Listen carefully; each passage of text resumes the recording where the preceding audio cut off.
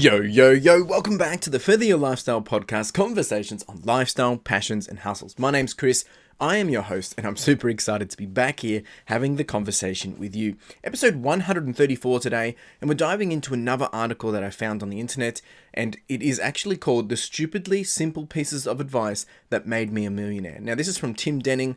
If you haven't followed Tim Denning or heard of Tim Denning, this guy's done quite a lot over the last probably decade in terms of online blogging and writing space, I guess. He's got some really good articles. I've read a lot of his articles over the years, and there's some really good inspiration. Some of it, resonates with me really, really well. Some of it, it's not really my cup of tea, but there's always a good perspective in it. Now, he's come from, I believe his background was originally corporate, so there is that relevance there as well for myself. And he has been a true leader as well, and now he basically makes a living from, sharing articles and writing things, in this case on Medium. So we're going to dive into that today.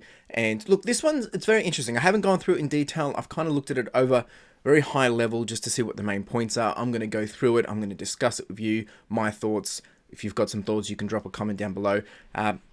Let's get into it.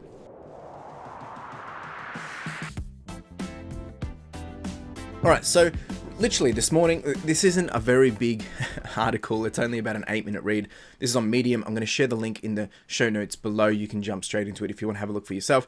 But essentially, he's basically thinking about the mindset of what is a wealth enabler. Now, I do like this about Tim. He does talk a lot about money and things like that. And the first point, after introing in his article, he basically cuts the crap and just gets through the fluff. And he gets into the pieces of advice that made himself a millionaire. Now, he is a millionaire. This is what he's saying. I have no idea. But the first point is that he's saying is don't work a Dilbert job forever.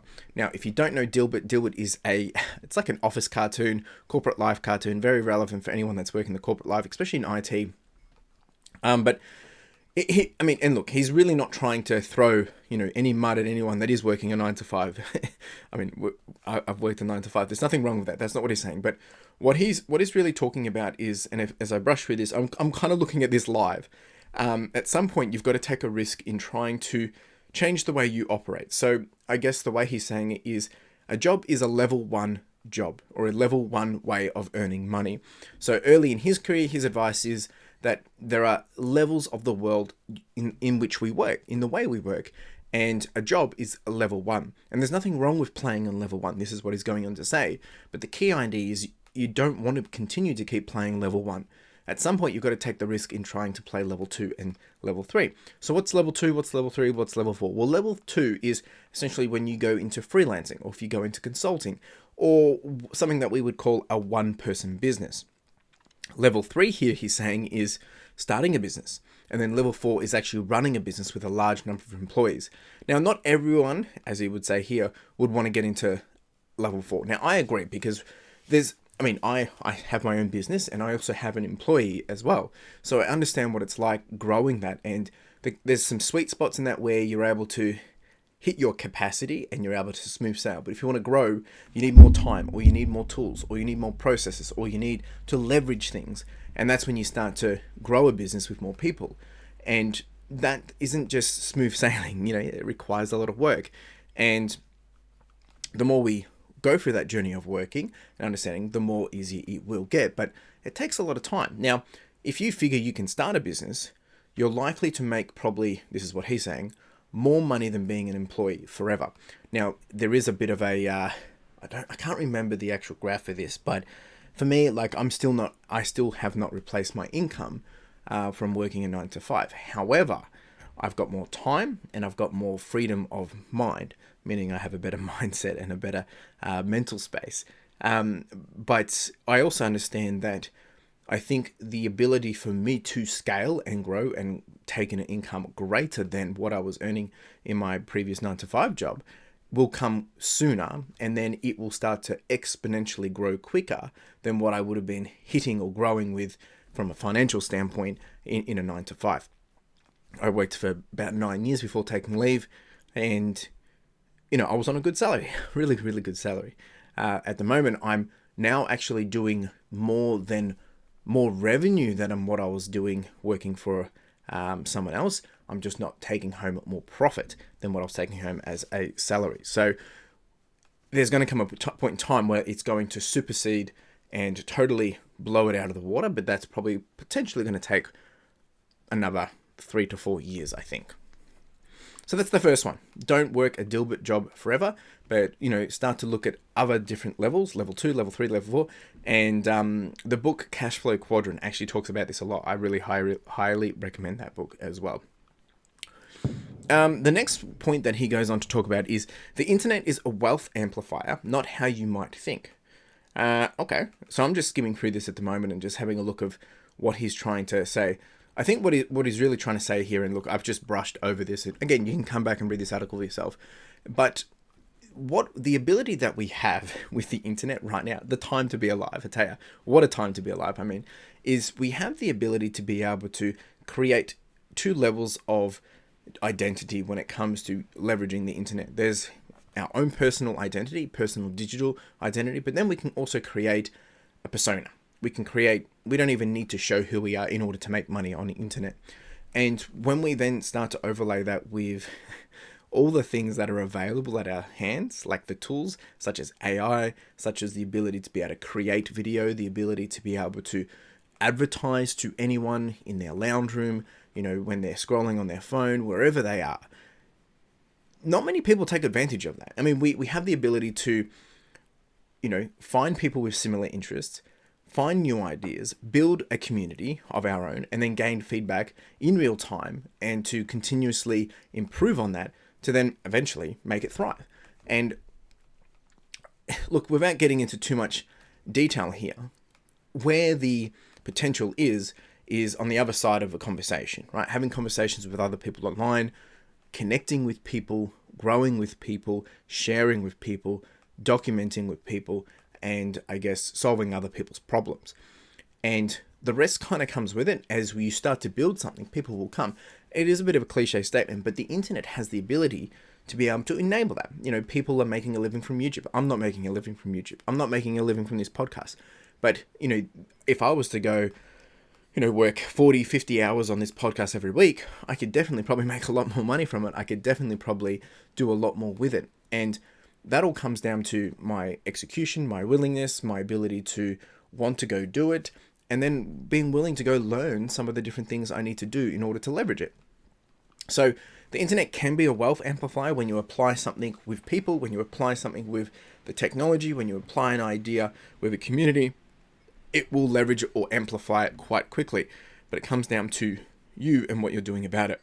I hear a lot of people talk about, oh, I've got it so hard, or this doesn't work, or how do you make it look so easy? When really they have all the same tools that are available to myself, to themselves as well. It's just how they go about doing it. Have they spent the time to learn it? I might be 3 years ahead in terms of research, understanding, application, learning, but they have the ability to be able to do it too. It's not really a separation of like, I've got an advantage. My advantage is time. My advantage is I started 3 years ago, but their advantage is actually time too, because they can actually take what I've been able to do and kind of, pull out all the breadcrumbs of what works and then actually amplify on that and probably do it quicker. That's my thoughts, my honest thoughts. So that's an interesting point. The next one that he goes on to talk about is do the opposite of most people. And here are a list of things that he's been told over the years, which he now believes that, probably was bad advice. Desktop computers are a fad. Posting on social media will get you fired. We'll never carry phones everywhere we go. The internet is a scam and the dot-com bubble proved it. They can't fire you because you'll have all the customer relationships. They can't fire you because you have all the customer relationships. Bitcoin and Ethereum and cryptocurrency are the new beanie baby bubble. So, look, there's a lot of things here which I've heard as well. This guy's a lot older than me. But it's not always the case. Like, people will say things, but it doesn't mean it's truth. It doesn't mean it's fact. And unfortunately, opportunities that make real money do look like scams, but there are scams that obviously look like you're making a lot of money as well. But usually because the reason why opportunity looks iffy, scary, scammy, is because it usually carries risks. It makes people uncomfortable and it requires an optimistic mindset. Now, I'm not saying that when someone comes and tells you they've got $400,000 for you waiting on the other side of this email, that's probably not an opportunity. That's probably a scam. But, when I talk about, taking risks is, taking a bet in your business, meaning, trialing something, looking at it and saying, well, if I continue to do this, and based on what I'm seeing with my customers purchasing or how much they are buying or my sell-through rate, I can start to see, well, if I did double this, technically it should grow. But in order to test that, in order to see if that's going to work, you need to take a bit of a risk. You need to get uncomfortable. You need to have a bit of optimism and put your money where your mouth is and see if it's actually going to work out. So, look, I'm not saying do the opposite of what everyone says to do. And he's not saying that either. But what he's saying is there's a lot of people that say a lot of things for the sake of just saying it because they don't understand it or they are uncomfortable with it. Therefore, it doesn't mean it's legit. But if they're ahead of you, or maybe they have some level of status, then we naturally tend to think, oh, well, they've got it all together. Maybe they have the right answer. But they have no idea. And it's usually because they're not dabbling it in themselves.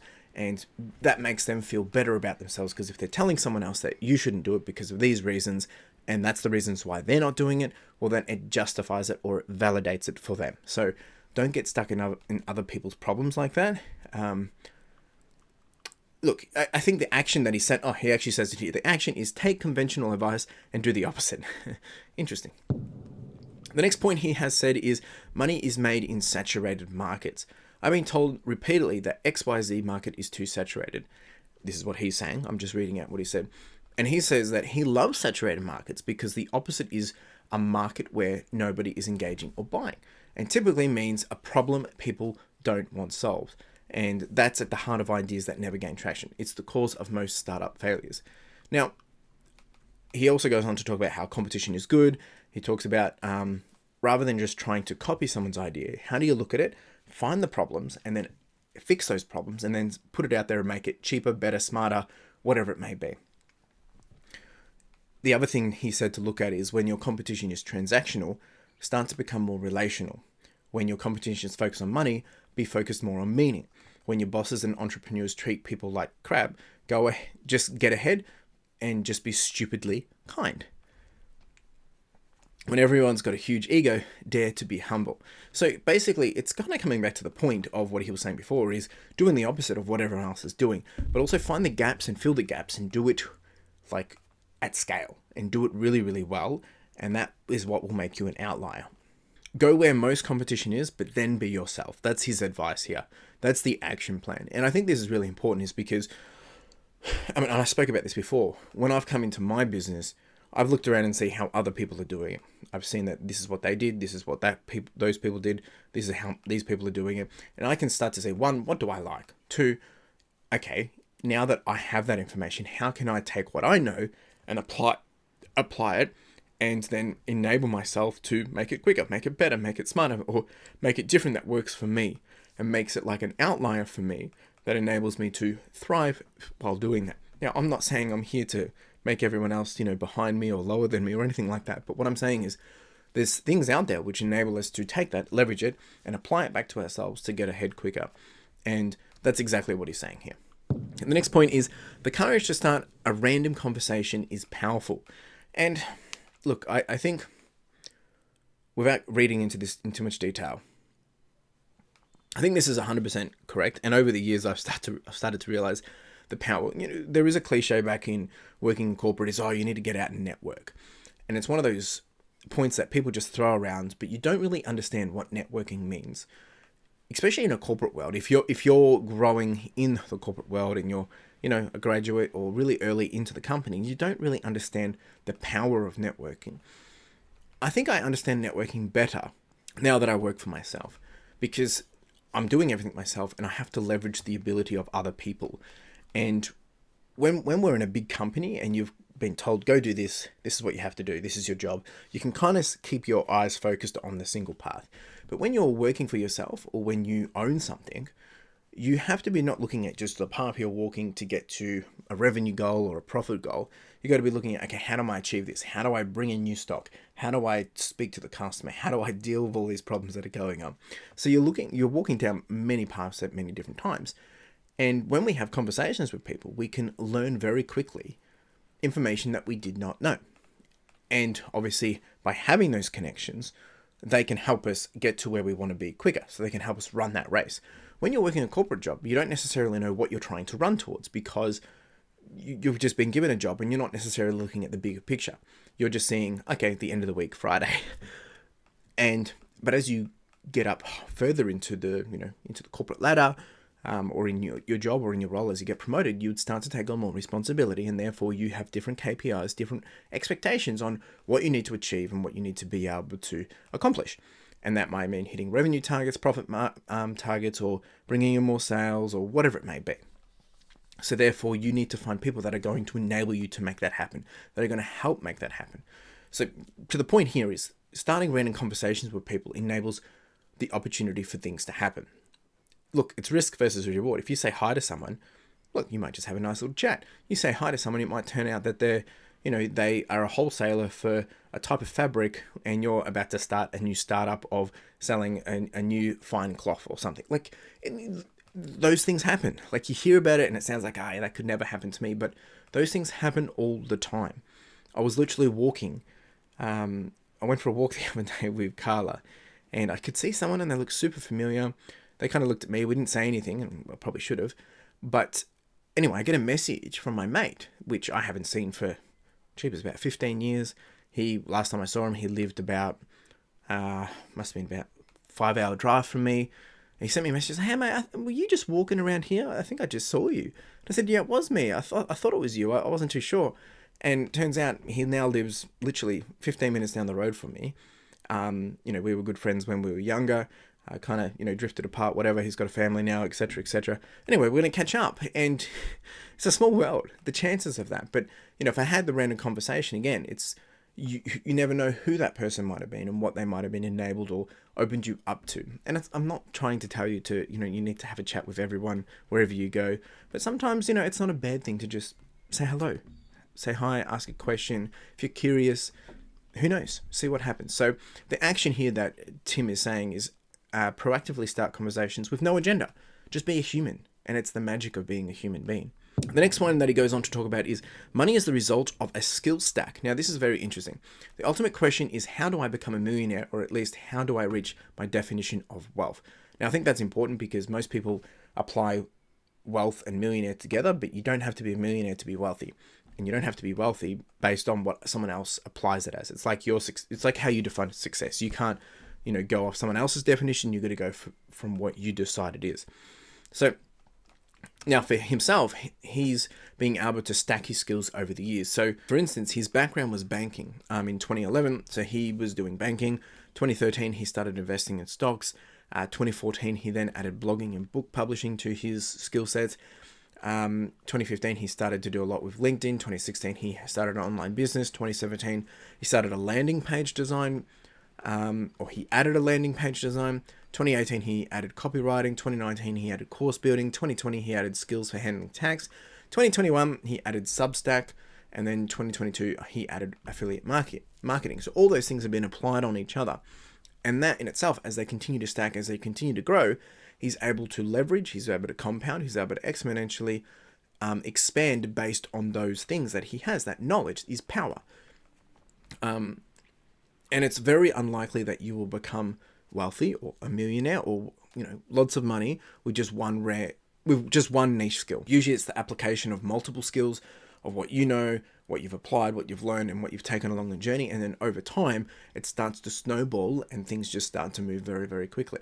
And his action here is rebuild and expand your skill stack. Now, if I was to ask you, if you were to start a business today and you like something, or you like the idea of that business, what is your unfair advantage to it? This is essentially that. And as we develop and as we grow and as we experience, we can add more to that ability to be able to put leverage and power to our advantage against other people. And it's not about being better than other people, but it's about, if you're starting a business, and we are talking about a business here, if you're starting a business or you're trying to earn money, we're doing it because we want money, right? We're not doing it because, I just want to earn money for the sake of earning money. We need it for our livelihoods. And there's a certain number, and I've spoken about this on the podcast before, there's a certain number that you're happy with. And of course, then it can always change, but you need to have that in mind of what you're trying to work towards and building your skills and gaining the knowledge and the ability to be able to execute to that as quickly as possible. The next one that he goes on to talk about is challenge the status quo, aka authority. Now, he actually also says this one isn't also mandatory either. But I think sometimes what he goes on to talk about, I'm just skimming this as I'm reading, as I'm talking to you. But there's things that, especially in the corporate world, we have things that confront us, that come in front of us, and it's kind of like, rather than going forward, we have to kind of split our ways and go around either left or right. Or we get, red tape, or we get a little red flag and it says, no, you can't do this. And I think I've seen this really, really interestingly and very well, I guess as a good example over the last 10 years when I was working, is from when I started to when I was leaving, and how that kind of changed, and how the ability of what was, oh, you could never do that, versus, oh, people are actually starting to feel comfortable with those kind of things. The typical example of this would be working from home. Pre-COVID, it was kind of like a weird thing. People were uncomfortable with it. It was not really respected. Come COVID, we didn't have a choice. Now it's normal. Now it's the expectation that we can do that.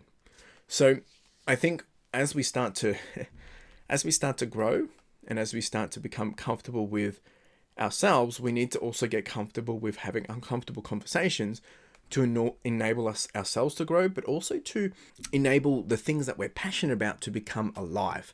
Now, I'm not saying that you should become a pain and, just do things radically and, do the complete opposite of what people are saying. But what he's kind of saying here is, it's like we get asked questions, and a lot of the time it's like we're either a yes man, or we struggle to say no, because, if your boss comes up, oh, I need this done on the weekend.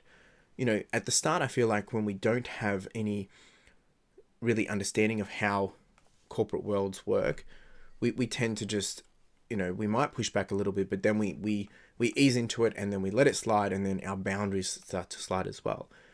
But there's also this conversation around, if someone comes and asks you to do something, like if someone came to you, asked you I can only talk about from my own examples, but if someone came and spoke to you on Friday night and say, hey, look, I need you to do this on the weekend because it's due Monday, obviously you have an opportunity to say no or yes, right? And there's reasonings behind both, because personal boundaries. As soon as you start to say yes, it opens it up. That means people will probably come to you and, likely ask you to do it again, because they know that you will do it. So you need to be comfortable with that. If you're not comfortable with it, if you don't have the conversation around challenging it and saying no, then nothing will ever change. Now, the other thing is like, if someone comes and says to you, like, oh, I need you to get this job done today. It's really important. And let's say you work an 8-hour day. I think the other thing is, where if you're able to get the task done in half the time, why do you still need to be at work? Why do you still need to be working? But it makes people uncomfortable knowing that, oh, well, if he's done it and he's not working now, like, you're being unproductive. But if that wasn't the task at hand, why do you have to keep working? So challenging the way people apply their understanding on something versus how I think that's fair game. Because just because one person likes to do it this way, one person operates this way, one person sees it this way, doesn't mean it's right. I'm not saying that you're always right either, but I think it's important that we do get comfortable with having uncomfortable conversations and understanding where people are coming from, so that you can then put your perspective and help them understand, well, why you don't necessarily agree with it. And when we just, when we stop just saying yes or no with no context, we can start to actually have a better understanding, and we'll probably actually gain a lot more respect for individuals, and back and forth. I hope that wasn't too confusing. So the action here that Tim is saying is challenge a small decision and feel the discomfort, and then we can start to see what this does for us, because discomfort enables us to grow. The next one that he talks about is, the closer you are to ownership, the closer you are to freedom. There are two ways to live life: rent or own. Look, I mean, when we work a job, or our time is being rented out to that corporation or that company, and they can evict you at any point in time if they really want to. And that's where most of us start from. We spoke about this at the start, but as we start to make changes, we can also choose to become an owner rather than a renter. Like, we can buy financial assets, we can start to own real estate, we can start to build our own online presence through an email list, or we can start to store our own data on our own servers. We can start to have our own future with our own goals and our own vision. We can start to have our own time through outcome-based work instead of by the hour work, which is kind of what I was just talking about before. So these are all choices that we have. And the sooner we start to choose, this is what he's saying, the sooner we start to choose to own more parts of our life, the sooner you can actually have the benefits of being an owner. And owners have more control of their freedom. And that's one of the main reasons why I stepped away from the 9 to 5 is because I knew I wanted to have my own business and I wanted to build a lifestyle that I wanted. And I wanted to start this podcast. And though I don't earn as much at this point in time, the freedom of time that I have, I feel like I'm earning just as much, but I have more time. So the action that Tim is saying here is take back ownership of one area of your life and then work through the next one. I think this is really important. And it's when we change that perspective on how you can own things rather than, be controlled by something, I think it makes a huge difference. The next point he goes on to talk about is increase your failure rate. I think this is really important. And basically, without going into too much detail here, really what he's saying is like, if we're not learning, if we're not failing, then we're not learning, right? And so I said that kind of twice, right? Like if we're not learning, we're not failing. And if we're not failing, we're not learning. In order to learn, we need to go try things. We need to get uncomfortable. We need to try something that we haven't done before. And most of the time, before we can get to where we want the result to get us to, like the success of that, it means there's going to be a few little bumps in the road. Things won't go to plan. Might take a bit longer. You might have to try again. It didn't work the first time, so you have to pivot. And when we talk about failure, we're not talking about like failure in like you are a failure. We're talking about things are going to go not as smooth as we want. Things are going to, make you think. Things are going to make you work harder. Things are going to make you work differently. Things are going to push you in ways you've never worked before. So it kind of pushes you around to where you want to go. And through those moments, that's where we learn. And he goes on to say here, he lost everything once. Actually, he's lost everything financially multiple times. And by knowing that he's been able to make it before, because he's made it before, after losing it all, he knows he can start again. But this time he can do it a little bit better. He can fix the mistakes that he did last time. For me, my business, it's when you start to scale, there's things that are very hard to fix without, cutting out everything completely, because you need to start from scratch. It's sometimes cheaper to do that, or sometimes easier to do that. So him being wiped out made it very easy for him to come back and do it bigger, better, and smarter, because he now had the ability to do so. And he wasn't bound by all these other little workarounds or all these other little things that he had to do. He was able to just execute knowing what will work versus what didn't work when he did it the last time. So the action here is take one new calculated researched backed risk. I think that's really good. Now it looks like this is the last piece of information or last piece of advice that he wants to share. So it's called one unlikely piece of financial wisdom to finish on. And he thinks it is we're going through a kindness epidemic, meaning people have forgotten how to be kind to each other. And this is what he's saying, we've let individualism and politics rule the show. An underrated skill that has made me wealthy is to be kinder. And I totally agree with this. When we are kind, when we are welcoming to others, when we do help others without agendas, hidden agendas, and we just give and share and love, I think this empathy enables people to, one, open up a lot quicker. It cuts out the BS in between. It stops beating around the bush. I've had some conversations with people and, someone sends me a message, I could ignore it or I could say, go somewhere else. But, if I can respond and I've got an answer, I will just do a voice message and just say, hey, look, this is what I think, la-da-da-da. Or I'll send a message if I can. And what surprises me the most is the amount of responses that I get. It's like, oh, wow, I didn't expect you to respond so quick. Or, well, thank you so much for answering. It's like, well, what I'm shocked by is like they asked a question. So like, wouldn't it make sense that I, answer them? And that goes to tell me that a lot of people aren't spending, 2 minutes, 3 minutes to even share and give back to other people. And obviously there's boundaries and lines and things like that, but we do need to make sure that, we aren't being people that are selfish or becoming across as rude individuals, and, giving people a little chance of time. And a lot of the time you'll realize the people that are asking these questions, they're looking up to you, or they think that you have the answer. And for you to give them a couple of minutes of your time, it could potentially change their life. simply because they are inspired and motivated, encouraged by you. So if they hear something from you, they take it really seriously. It also means we don't understand the power of influence, or the power that we might have on other people, just because we don't see ourselves the same way that they see us. So it is very important that when we do have conversations with people and when we do share kindness, that we do it in a way which is respectful to others, and we do it in a way which, isn't going to make them read into a weird way, because unfortunately that can open up another whole can of worms, and we won't go down that. We won't go down that one. But look, this is an interesting article, a little different to how I normally do this style, because I didn't really look at it in detail, or I didn't pull anything out. I kind of just went literally on the fly. Some really relevant things here. Stuff that I've heard before. I've read a lot of these in books before. But I think it's just nice to hear it from someone that's, just doing things, and he's just sharing as he goes. So if you want to check out this article, it is on Medium. It's called The Stupidly Simple Pieces of Advice That Made Me a Millionaire. It came out 4 days ago at the time of me recording this. I would highly recommend go checking it out. Go check out what Tim Denning does. He's got a little, don't know if it's his published piece on Medium, but this little place called The Startup, where he just shares more and more things, and a few other people do as well. So go check it out. I would love to hear from you. What resonated with you? What's something interesting here? Maybe something didn't stick with you well.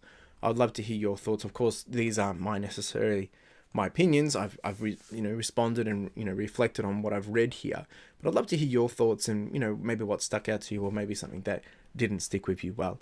Appreciate you being here. If you do have any questions, comments, chuck them down below. Otherwise, you have a wonderful day. Cheers.